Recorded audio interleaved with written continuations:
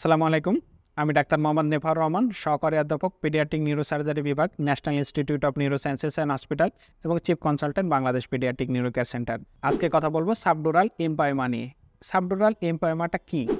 Subdural এমপাইমা হলো ব্রেনের ভিতরে ব্রেনের যে আবরণ আছে, যেটাকে আমরা ডুরামেটার বলি, এই ডুরামেটারের নিচে এবং ব্রেনের আরেকটা আবরণ যেটাকে অ্যারাকনয়েড ম্যাটার বলি, এর উপরে, এই দুইটা মাঝখানে যদি কোনো পুঁজ জমে সেটাকে সাবডুরাল এমপাইমা বলে। এখন এই সাবডুরাল এমপাইমা কী কারণে হতে পারে?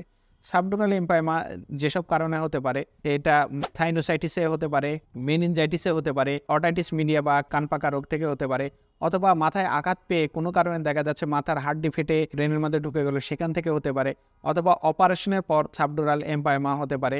এসব বিভিন্ন কারণে সাবডুরাল এমপাইমা হতে পারে। এখন সাবডুরাল এমপাইমা হলে সাধারণত কী কী উপসর্গ নিয়ে বাচ্চা আমাদের কাছে আসে? প্রথমত মাথা ব্যথা নিয়ে আসে। বাচ্চার অনেক ইরিটেবিলিটি, মানে অস্থির হয়ে যাচ্ছে, মাথা ব্যথার সাথে অস্থিরতা বৃদ্ধি পায়।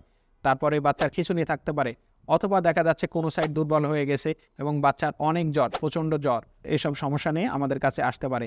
এছাড়াও এটার সাথে সাথে দেখা যাচ্ছে মাথায় পানি জমে কোনো কারণে বমি হতে পারে, বমির সমস্যা নিয়ে আসতে পারে। দেখা যাচ্ছে এটার কারণে তার জ্ঞানের মাত্রা অনেক কমে যেতে পারে, অজ্ঞান অবস্থায় বাচ্চা আমাদের কাছে আসতে পারে। সুতরাং সাবডুরাল এমপাইমা হলো মাথার ইনফেকশনের মধ্যে সবচেয়ে ভয়াবহ ধরনের। কারণ সাবডুরাল এমপাইমা হলে এর কোনো ব্যারিয়ার থাকে না, ব্রেনের যে কোনো অংশে সে চলাচল করতে পারে, ব্রেনের পুরের আবরণে যে কোনো জায়গায় যেতে পারে। এখন সাবডুরাল এমপাইমার চিকিৎসা পদ্ধতি কী?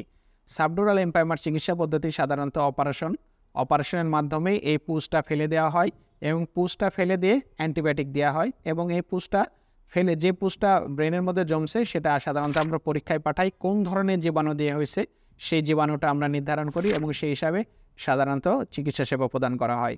সুতরাং সাবডুরাল এমপাইমা হলে বা ব্রেনের মধ্যে পুঁজ জমে এসব উপসর্গ দেখা দিলে আপনি আপনার বাচ্চাকে সরাসরি একজন পেডিয়াট্রিক নিউরোসার্জনের কাছে নিয়ে আসেন। উনি এ বিষয়ে দক্ষ, অভিজ্ঞ এবং সমসাময়িক জ্ঞানের অধিকারী। এই বিষয়ে ওনার দক্ষতাকেই সর্বোচ্চ বলে ধরে নেওয়া হয়। Bangladesh pediatric neuro care center এ বিষয়ে চিকিৎসা সেবা প্রদান করে আসছে। এছাড়া বাংলাদেশ পেডিয়াট্রিক নিউরো কেয়ার সেন্টারে আপনি আরও যেসব সুবিধা পাচ্ছেন, ইএমআই পদ্ধতিতে চিকিৎসা সেবা, অপারেশন পূর্ববর্তী ফ্রি অনলাইন কনসালটেশন সেবা এবং অপারেশন পরবর্তী আজীবন ফ্রি পরামর্শ সেবা পাচ্ছেন। ভালো থাকুক আপনার বাচ্চা, সুস্থ থাকুক আপনার বাচ্চা, সুচিকিৎসায় সুন্দর আগামী, এই প্রত্যয়ে বাংলাদেশ পেডিয়াট্রিক নিউরো কেয়ার সেন্টারে পথ চলা।